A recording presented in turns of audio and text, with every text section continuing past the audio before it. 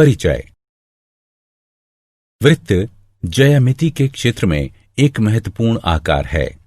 इन वस्तुओं को देखो, पिज्जा, पहिया, बड़ा चक्र, सिक्का, डिस्क, थाली, ये सभी वृत्त के उदाहरण हैं। आज हम वृत्त और उसकी विशेषताओं का अध्ययन करेंगे। आइए शुरू करें।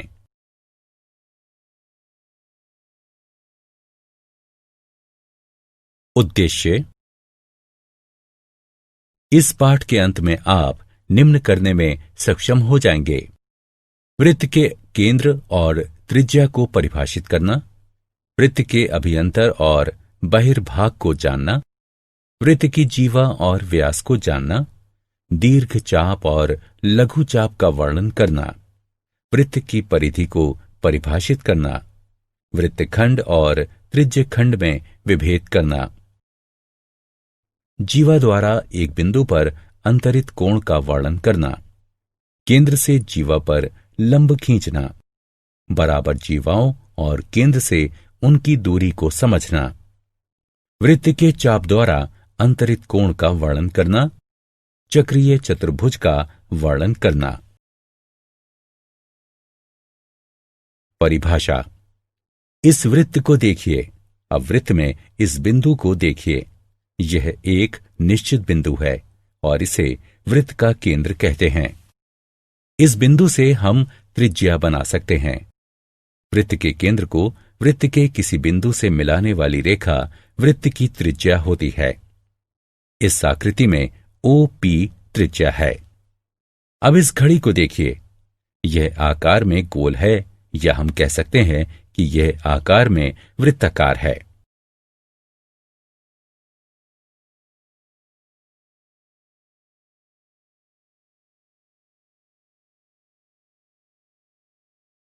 वृत्त का अभियंतर और बहिर्भाग। वृत्त जिस तल में स्थित होता है उसे 3 भागों में विभाजित करता है: अभियंतर, बहिर्भाग और वृत्तीय क्षेत्र। आइए इन्हें एक एक करके देखें। अभियंतर। वृत्त के भीतर का क्षेत्र वृत्त का अभियंतर कहलाता है। बहिर्भाग। वृत्त के बाहर का क्षेत्र वृत्त का बहिर्भाग कहलाता है। वृत्तीय क्षेत्र। वृत्त और इसका अभियंतर क्षेत्र से मिलकर वृत्तीय क्षेत्र बनता है। जीवा और व्यास। यदि आप वृत्त पर कोई 2 बिंदु P और Q लें और उन्हें मिला दें तो रेखाखंड PQ को वृत्त की जीवा कहते हैं। जो जीवा वृत्त के केंद्र से होकर जाती है उसे वृत्त का व्यास कहते हैं। वृत्त की सबसे बड़ी जीवा उसका व्यास कहलाती है। व्यास वृत्त की सबसे लंबी जीवा होती है और त्रिज्या के 2 गुने के बराबर होती है। यहां हम देख सकते हैं कि AP एक व्यास है। दीर्घ चाप और लघु चाप। इस आकृति को देखिए। यह एक चाप है। एक चाप वृत्त का भाग होता है, या हम कह सकते हैं कि वृत्त के 2 बिंदुओं के बीच का टुकड़ा चाप होता है। चाप 2 तरह के होते हैं: दीर्घ चाप और लघु चाप। लंबा वाला दीर्घ चाप कहलाता है। यहां AQB एक दीर्घ चाप है, और छोटा वाला लघु चाप कहलाता है। AB लघु चाप है। चाप को इस चिन्ह से प्रदर्शित किया जाता है।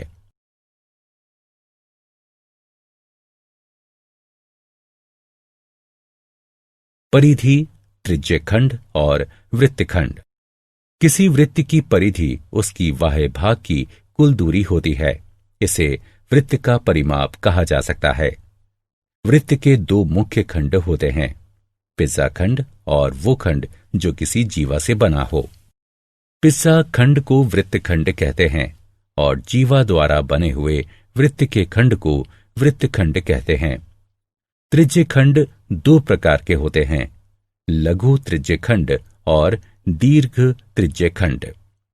त्रिज्यखंड की ही तरह वृत्तखंड भी 2 प्रकार के होते हैं: लघु वृत्तखंड और दीर्घ वृत्तखंड। अब इस वृत्त को देखो। यहां 2 चाप बराबर हैं, इसलिए ये दोनों अर्धवृत्त हैं। जीवा द्वारा एक बिंदु पर अंतरित कोण। ओ केंद्र वाले एक वृत्त में एक रेखाखंड ए बी और बिंदु सी जो रेखा ए बी पर स्थित ना हो लीजिए। ए सी और बी सी को मिला दीजिए। यहां ए बी एक जीवा है और कोण ए सी बी जीवा ए बी द्वारा अंतरित कोण है तथा कोण ए ओ बी जीवा ए बी द्वारा केंद्र पर अंतरित कोण है। यदि एक वृत्त में बराबर लंबाई की एक या एक से अधिक जीवा खींचकर उनके द्वारा केंद्र पर अंतरित कोणों को मापें तो हम देखेंगे कि उनके द्वारा केंद्र पर अंतरित कोण भी बराबर हैं। इस संबंध से हमें प्रमेय प्राप्त होता है जिसके अनुसार वृत्त की बराबर जीवाएं केंद्र पर बराबर कोण अंतरित करती हैं।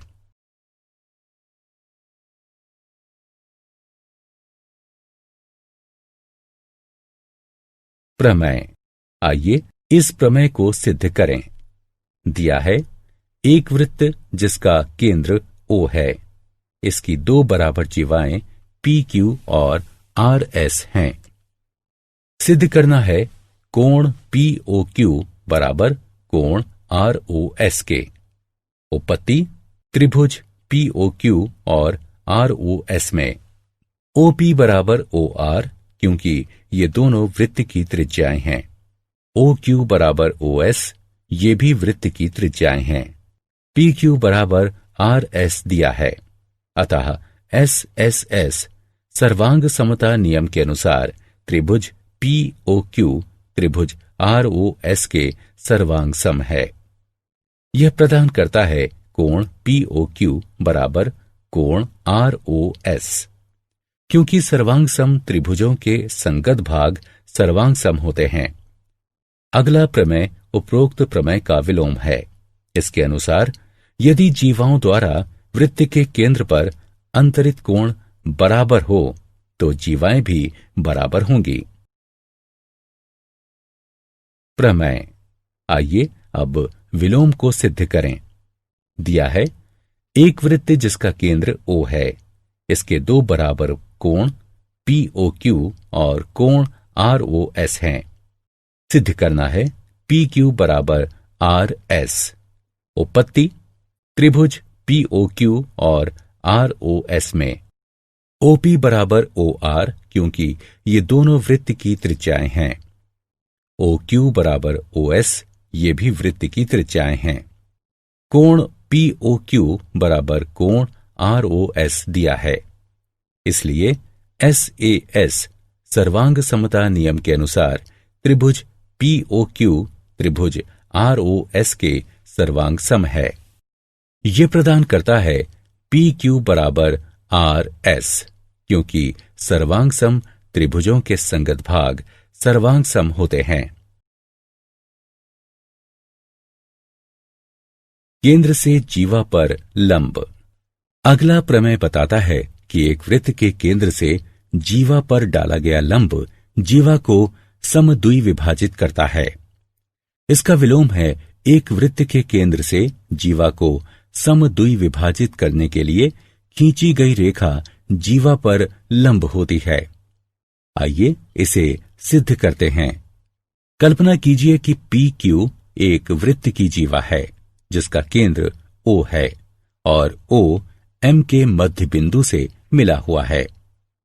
सिद्ध करना है OM लंबवत है PQ के। उपपत्ति OP और OQ को मिला दीजिए। त्रिभुज OPM और OQM में OP बराबर OQ क्योंकि ये एक ही वृत्त की त्रिज्याएं हैं। PM बराबर QM क्योंकि ये जीवा का मध्य बिंदु है। OM बराबर OM उभयनिष्ठ। अतः सर्वांग समता नियम के अनुसार त्रिभुज OPM त्रिभुज OQM के सर्वांग सम है। इससे प्राप्त होता है कोण OMP बराबर कोण OMQ बराबर 90 डिग्री क्योंकि सर्वांग सम त्रिभुजों के संगत भाग सर्वांग सम होते हैं।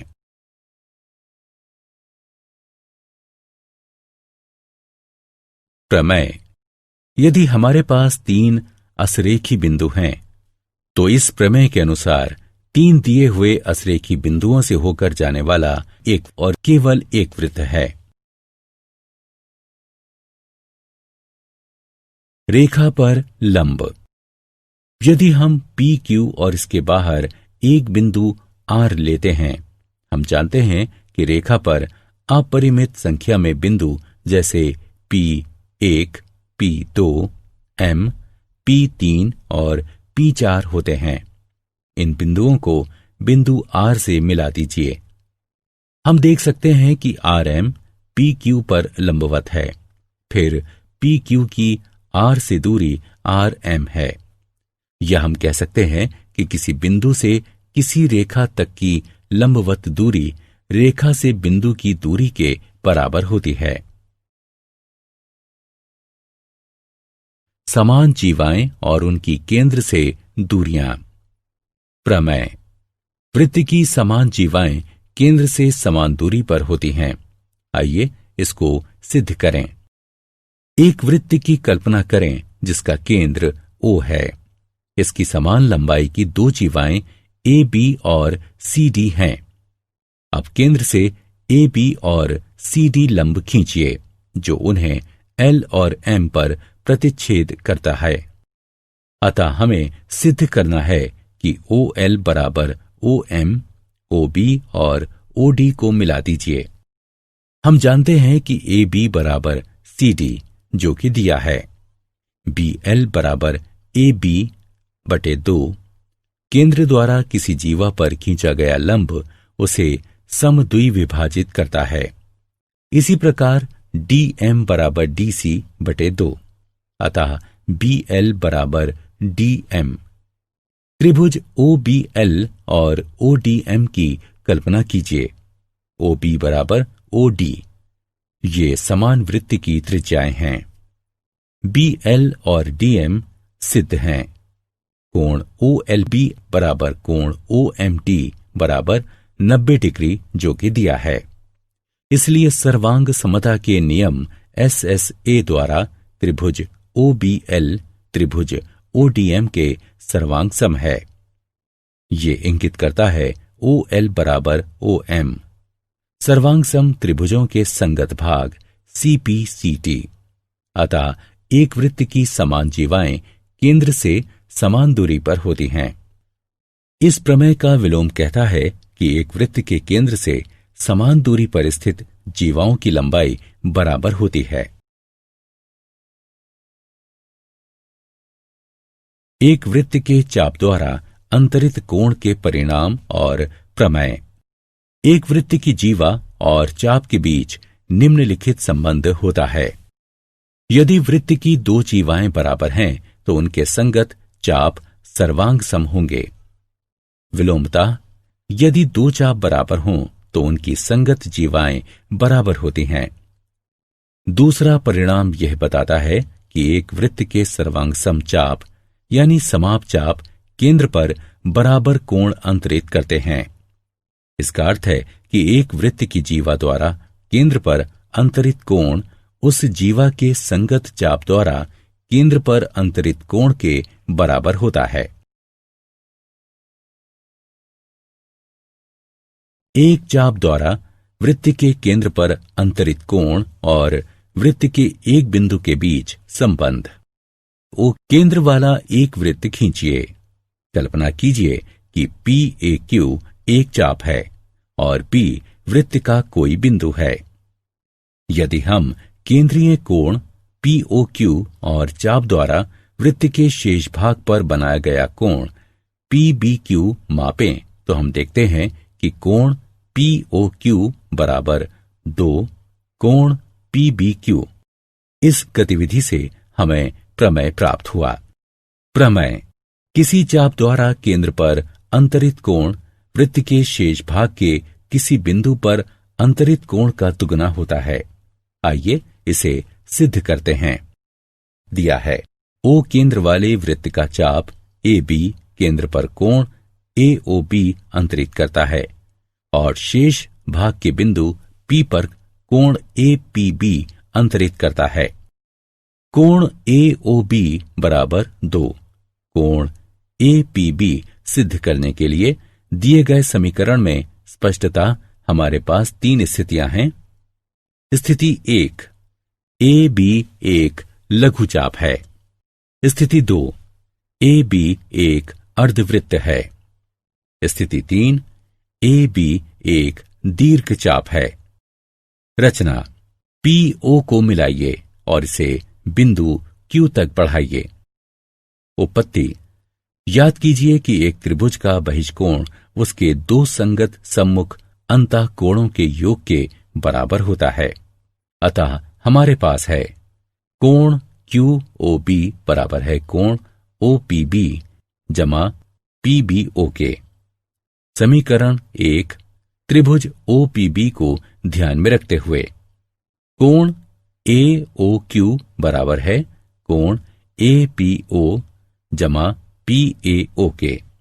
समीकरण 2 त्रिभुज APO को ध्यान में रखते हुए साथ ही OB बराबर OP, ये एक वृत्त की त्रिज्याएं हैं, जिसका तात्पर्य है कि कोण OPB बराबर है कोण PBO के और OA बराबर OP, ये एक वृत्त की त्रिज्याएं हैं, जिसका तात्पर्य है कि कोण APO बराबर है कोण PAO।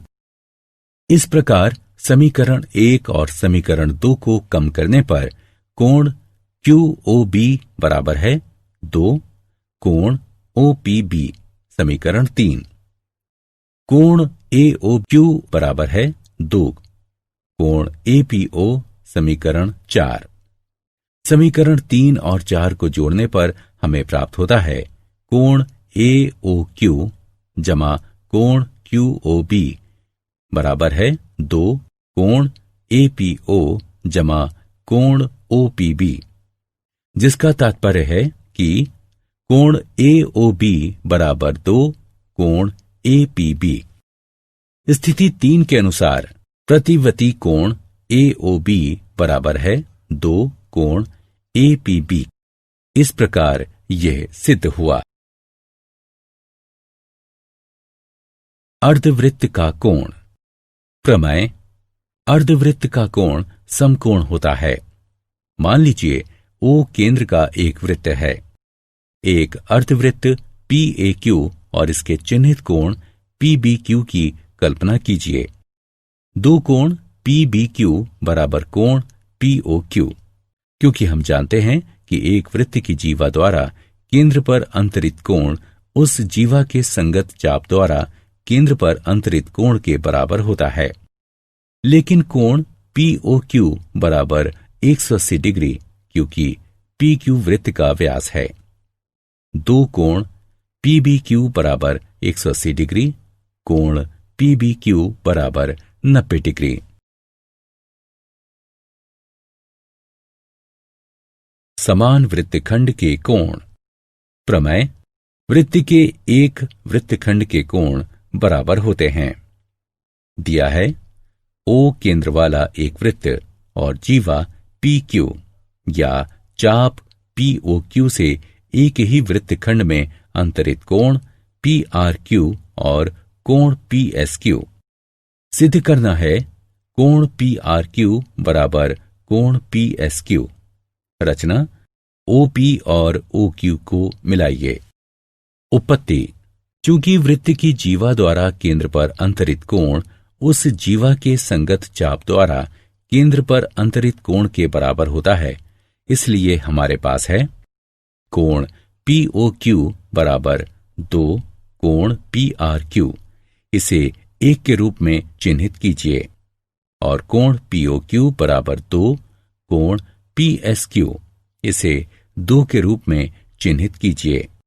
1 और 2 से हमें प्राप्त होता है 2 कोण PRQ बराबर 2 कोण PSQ, कोण PRQ बराबर कोण PSQ।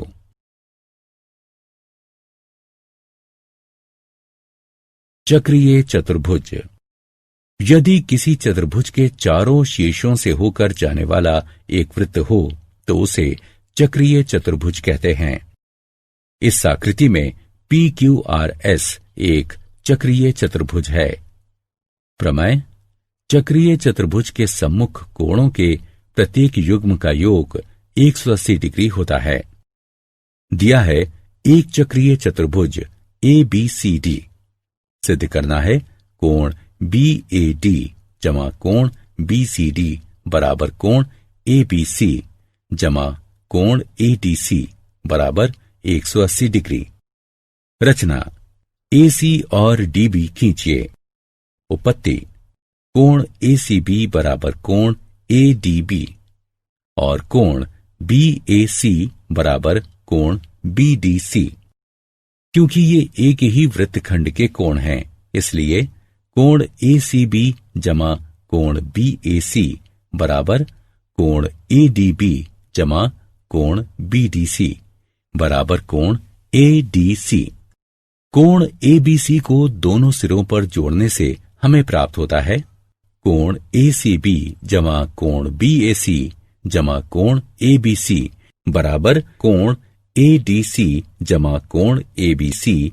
लेकिन कोण ACB जमा कोण BAC जमा कोण ABC बराबर 180 डिग्री, क्योंकि एक त्रिभुज के कोणों का योग होता है 180 डिग्री।